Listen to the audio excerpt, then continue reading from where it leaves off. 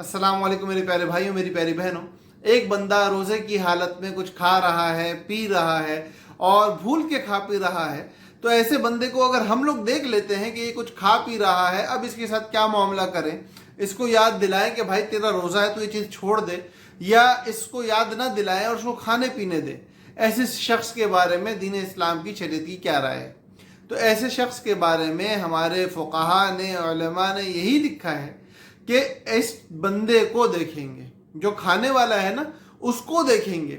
अगर तो उसकी कैफियत ऐसी है कि वो मजबूत है, कवी है, पूरे दिन का रोज़ा रखने से उसको तकलीफ़ नहीं होती है, उसके अंदर बर्दाश्त की ताकत है और वो खुशी से और बड़े ही इत्मीनान के साथ पूरा रोज़ा सुकून के साथ गुजार लेता है, मेहनत भी करता रहता है, अपने काम में भी लगा रहता है और महसूस नहीं होता इसको रोज़ा ज़्यादा।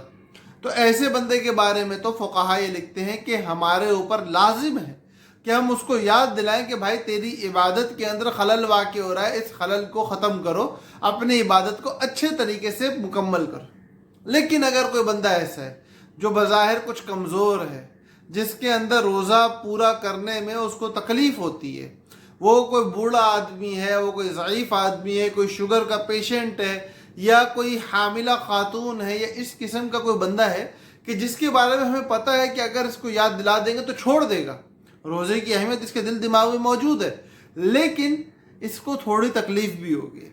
याद ना दिलाए तो ये खा पी लेगा, आज की इबादत जना मुकम्मल कर लेगा और बशाशत के साथ करेगा। तो ऐसे बंदे के लिए फुक़हा की राय ये है कि इसको याद ना दिलाया जाए।